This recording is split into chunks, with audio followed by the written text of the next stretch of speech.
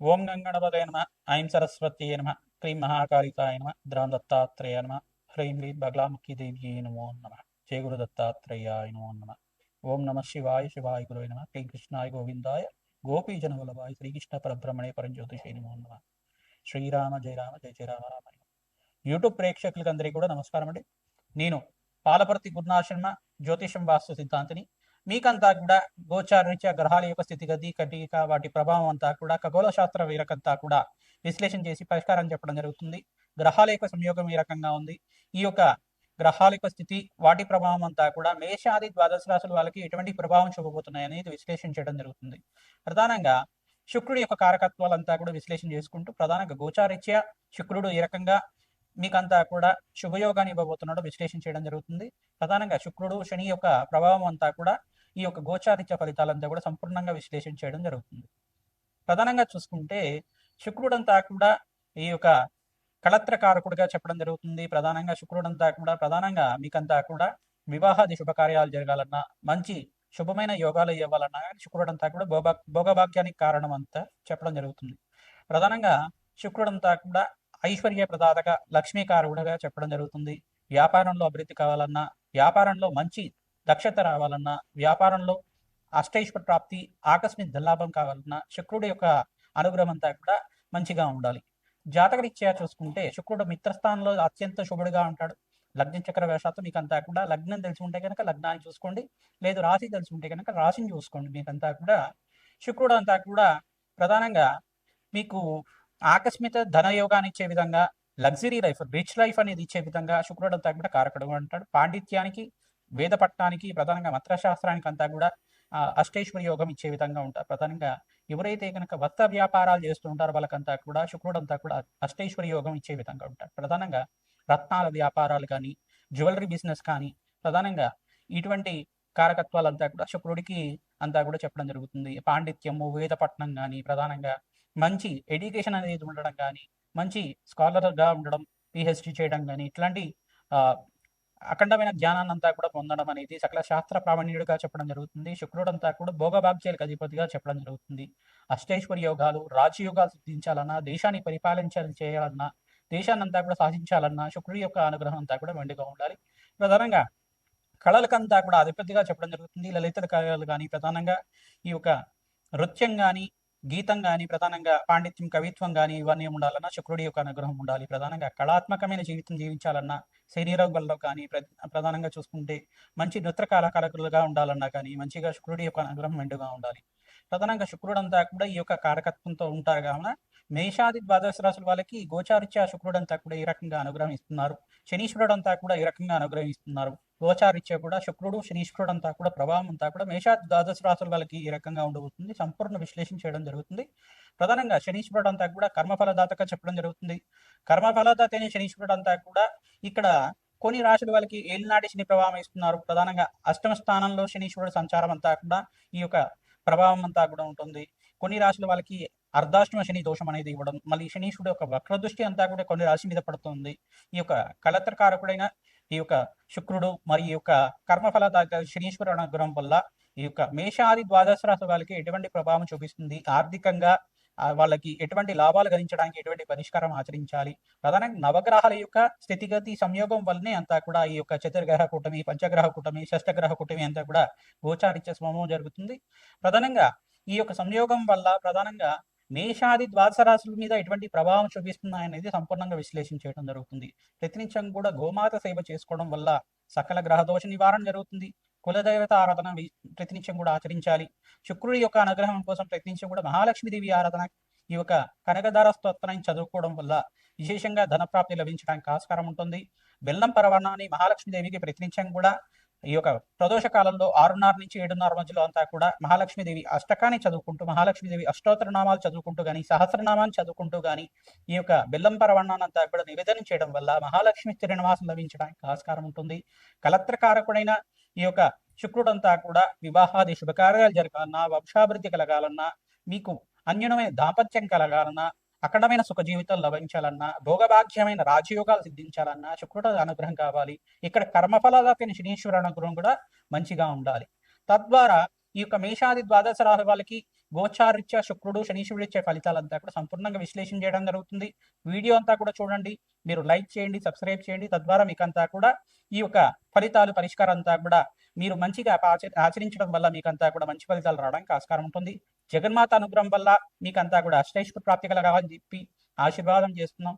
ప్రతి నిమిషం కూడా మీరు చెప్పే ఈ యొక్క పరిష్కారం అంతా కూడా ఆచరించండి. మీ జాతకరీత్యా ఎటువంటి సందేహాలు ఉన్నా కానీ మా యొక్క ఫోన్ నెంబర్కి అంతా కూడా అపాయింట్మెంట్ తీసుకొని మీరంతా కూడా జన్మ జాతకాన్ని అంతా కూడా పరిష్కారం ఆచరించడం వల్ల విశేషమైన పుణ్య ఫలితాలు పొందుతారు. శ్రీమాత్రే నమః. వృషభ రాశి జాతకులకి గోచారీత్యా శనీశ్వరుడు శుక్రుడిచ్చే ఫలితాలంతా కూడా సంపూర్ణంగా విశ్లేషణ చేయడం జరుగుతుంది. ప్రధానంగా శుక్రుడి మార్పు అంతా కూడా చూసుకుంటే ఏప్రిల్ 28వ తారీఖు తర్వాత ఉచ్చస్థానంలో మార్పు జరుగుతుంది. మీనరాశిలో సంచారం చేస్తున్న శుక్ర భగవానుడు శనీశ్వరుడు అంతా కూడా గోచారీత్యా కలవబోతున్నారు. మిత్ర గ్రహాలన్నీ కలియిక అంతా కూడా వృషభ రాశి జాతకులకంతా కూడా ఏకాదశ స్థానంలో లాభకారిగా ఉంటారు. ప్రధానంగా అత్యంత శుభమైన ఫలితాలు పొందడానికి ఆస్కారం ఉంటుంది. వివాహాది శుభకార్యాలు జరగాలన్నా బృహస్పతి అనుగ్రహం, శుక్రుడి అనుగ్రహం, ఇక్కడ శనీశ్వరుడు అనుగ్రహం అంతా కూడా అత్యంత శుభమైన ఫలితాలు పొందడానికి ఆస్కారం ఉంటుంది. రాజయోగాన్నంతా కూడా మీరు మే 15వ తారీఖు నుంచి మరియు ఆగస్టు 28వ తారీఖు దాకా మీకంతా కూడా రాజ్యోగ సిద్ధి రావడానికి ఆస్కారం ఉంటుంది. ఆకస్మికంగా ధనయోగం సిద్ధి రావడానికి ప్రయత్నించాం కూడా లక్ష్మీ కుబేర శాంతి హోమాది కార్యక్రమాలు గోచారీత్యా 2026లో మీరంతా కూడా సంపూర్ణమైన ఫలితాలు పొందడానికి ఆస్కారం ఉంటుంది. ప్రతినిత్యం కూడా గోమాత సేవని ఆచరిస్తూ ఉండాలి. గోమాతకి ప్రీతికరంగా శనగలు, బొబ్బర్లు, ఉలవలు, మినువులన్నీ కూడా నానబెట్టినవి గోమాతకి తరచుగా కొద్దిగా నివేదన చేస్తూ ఉండడం, పక్షులకి ఆహారం పెడుతుండడం, శునకాలకంతా కూడా ఆహారం పెట్టడం వల్ల విశేషమైన పుణ్య ఫలితాలు పొందడానికి ఆస్కారం ఉంటుంది. విశేషంగా నల్లటి కుక్కకంతా కూడా ఆహారం పెట్టడం వల్ల అప్పుల బాధలు తీరడానికి ఆస్కారం ఉంటుంది. రుణ బాధలంతా కూడా తీరి ఆకస్మికంగా ధనయోగం సిద్ధి రావడానికి ఆస్కారం ఉంటుంది. ప్రతినిత్యం కూడా ధనయోగాలు సిద్ధి రావాలన్నా, వ్యాపారంలో అభివృద్ధి కలగాలన్నా, జాతకరీత్యా మీకు మంచి శుభమైన ఫలితాలు పొందాలన్నా మహాలక్ష్మీదేవి ఆరాధన శ్రేష్టమైన ఫలితాలు పొందుతారు. మహాలక్ష్మీదేవికి ప్రీతికరంగా ప్రధానంగా తులసిమాల సమర్పించడం కానీ, మల్లెపూలతో కానీ, తామర పూలతో కానీ శ్రీసూక్త విధానంగా ఈ యొక్క పూజలంతా కూడా ఆచరించుకోవడం వల్ల విశేషమైన పుణ్య ఫలితాలంతా కూడా పొందడానికి ఆస్కారం ఉంటుంది. లక్ష్మీ కుబేర శాంతి హోమాది కార్యక్రమాలంతా కూడా ప్రతినిత్యం కూడా పౌర్ణమి వేళలో ఆచరించడం, శుక్రవారంలో ఆచరించడం వల్ల ఆకస్మికంగా ధనయోగం సిద్ధి రావడానికి ఆస్కారం ఉంటుంది. ప్రధానంగా శుక్రుడు అంతా కూడా ఉచ్చస్థానంలో మార్పుడు, ఇక్కడ అంగారకుడు ఉచ్చస్థానంలో మార్పు, ప్రధానంగా బృహస్పతి జూన్ 1వ తారీఖు తర్వాత ఉచ్చస్థానంలో మార్పు వల్ల జాతకరీత్యా సర్వ ప్రతిబంధకాలంతా కూడా తిని వివాహ శుభకార్యాలు జరగడానికి కానీ, మంచి శుభమైన వార్త వినడానికి కానీ, విదేశంలో స్థిరత్వం లభించడం కానీ, వ్యాపారంలో అభివృద్ధి లభించడానికి కానీ ఆకస్మికంగా మంచి శుభమైన ఫలితాలు ఈ సంవత్సరంలో అంతా కూడా పొందడానికి ఆస్కారం ఉంటుంది. గోచారిత్య ఫలితాలంతా కూడా గోచారంలో గ్రహలేప సంయోగం వాటి ప్రభావం అంతా కూడా వాడి సంచారం మేరకు మాత్రమే చెప్పడం జరిగింది. ప్రధానంగా మీరంతా కూడా నవగ్రహ ఆరాధన చేస్తూ ఉండండి. నవగ్రహ ఆరాధన వల్ల మంచి ఫలితాలు పొందుతూ ఉంటారు. ప్రధానంగా దత్తాత్రేయాయ స్మరణ మాత్రమే సంతుష్టాయ నమః నామానంతా కూడా జపాన్ని ఆచరించండి. గురు కటాక్షం వల్ల, శుక్రుడి అనుగ్రహం వల్ల, శనీశ్వరుడు అనుగ్రహం వల్ల, దత్తాత్రేయ స్వామివారి అనుగ్రహం వల్ల మీకంతా కూడా సకల శుభాలు సిద్ధించడానికి ఆస్కారంగా ఉంటుంది. సకల శుభాలతోటి మీరంతా కూడా అష్టైశ్వర ప్రాప్తి కలగాలని చెప్పి ఆశీర్వాదం చేస్తున్నాం. శ్రీమాత్రే నమః. ద్రాం దత్తాత్రేయ. మేషాది ద్వాదశ రాశుల వాళ్ళకి సంక్రాంతి శుభాకాంక్షలు అందరూ కూడా విశ్లేషణ చేయడం జరుగుతుంది. ప్రధానంగా సంక్రాంతి వేళల్లో అంతా కూడా ప్రధానంగా 14, 15, 16 తారీఖులో అంతా కూడా సంక్రాంతి అంతా కూడా జరుపుకోవడం జరుగుతుంది. 14వ తారీఖు రోజున ప్రధానంగా భోగి, 15వ తారీఖు రోజున సంక్రాంతి, మకర సంక్రాంతి అంతా కూడా సూర్య భగవానుడు అంతా కూడా చూసుకుంటే మకర రాశిలో ప్రవేశం చేయడం అనేది విశ్లేషణ చేయడం జరుగుతుంది. ప్రధానంగా ఈ యొక్క ఉత్తరాయణ పుణ్యకాలంలో అంతా కూడా శ్రేష్టమైన ఫలితాలు పొందడానికి ఆస్కారం ఉంటుంది. అఖండమైన శుభయోగానంతా కూడా మేషాది ద్వాదశ రాశుల వాళ్ళు ఈ సంక్రాంతి తర్వాత నుంచి అఖండమైన శుభయోగాలు సిద్ధించడానికి ఆస్కారం ఉంటుంది. ప్రధానంగా ఈ యొక్క సంక్రాంతి రోజున మీరంతా కూడా విశేషమైన కులదేవత ఆరాధన చేసుకోవాలి.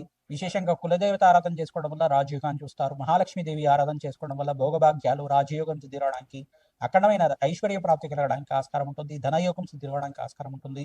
గోమాత సేవను ఆచరించడం, విశేషంగా సంక్రాంతి రోజున గోమాతను అంతా కూడా పూజ చేసుకోవడం వల్ల పాడి పంట అంతా కూడా ఐశ్వర్య ప్రాప్తి కలగడానికి ఆస్కారం ఉంటుంది. ధనలక్ష్మి ఆరాధన చేసుకోవడం వల్ల అఖండమైన పుణ్యప్రాప్తి కలుగుతుంది. ధాన్యలక్ష్మి ఆరాధన చేసుకోవడం వల్ల ధాన్యానికి లోటు లేకుండా అఖండమైన శుభ ఫలితాలు పొందడానికి ఆస్కారం ఉంటుంది.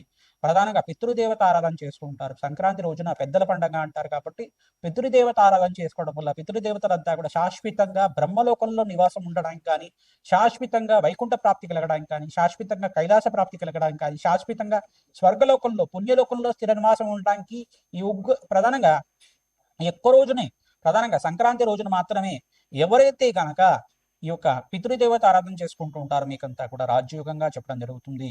ప్రధానంగా పితృదేవతలకు ప్రీతికరంగా స్వయంపాక దానం, బ్రాహ్మణత్వం దానం చేసుకోవడం, తిలతర్పణాలు చేసుకోవడం అఖండమైన శుభ ఫలితాలు పొందడానికి ఆస్కారం ఉంటుంది.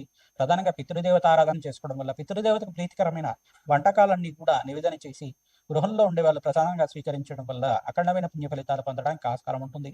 ప్రధానంగా వీరంతా కూడా పితృదేవత ఆరాధన చేసుకోవడం వల్ల బ్రాహ్మణోత్కంతా కూడా మహావిష్ణువు స్వరూపంగా భావించి ధాన్యము, ఈ యొక్క స్వయంపాకము, వస్త్రదానం చేయడం వల్ల అఖండమైన పుణ్య ఫలితాలు పొందడానికి ఆస్కారం ఉంటుంది. సంఘంలో గౌరవం పెరుగుతుంది, పేరు ప్రఖ్యాత లభించడానికి ఆస్కారం ఉంటుంది, రాజయోగ స్థితి రావడానికి ఆస్కారం ఉంటుంది, మహాలక్ష్మీదేవి అనుగ్రహం లభిస్తుంది. తద్వారా వీరంతా కూడా ఈ పుణ్యమైన కార్యక్రమాలు చేయడానికి ఆస్కారం ఉంటుంది. కావున ఉత్తరాయణ పుణ్యకాలంలో ప్రధానంగా మీ జాతకరీత్యా ఉన్న సర్వగ్రహ దోష నివారణ చేయడానికి ప్రయత్నం చేయండి. ఈ యొక్క రాజశ్యామల యజ్ఞాధికరతలు కానీ, బగలాముఖి శాంతి హోమాది కార్యక్రమాలే కానీ, ప్రధానంగా ఈ యొక్క కమలాత్మక దేవి హోమాది కార్యక్రమాలు కానీ, ఈ యొక్క లక్ష్మీ కుబేర శాంతి హోమాది కార్యక్రమాలు కానీ ఉత్తరాయణ పుణ్యకాలంలో ఆచరించుకోవడం వల్ల అఖండమైన పుణ్య ఫలితాలు పొందడానికి ఆస్కారం ఉంటుంది. ఉత్తరాయణ పుణ్య కార్యక్రమంలో ప్రధానంగా విశేషంగా స్నానానికి విశేషమైన ఫలితాలు చెప్తారు, జపానికి విశేషమైన ఫలితాలు చెప్తారు, నామస్మరణ చేసుకుంటూ ఉండాలి. ప్రధానంగా ఉత్తరాయణ పుణ్యకాలంలో అంతా కూడా భగవత్ ఆరాధన చేసుకోవడం శ్రేష్టమైన ఫలితాలు, మోక్ష జ్ఞానాన్ని ఇచ్చే విధంగా ఉంటాయి. శ్రీమాత్రే నమః.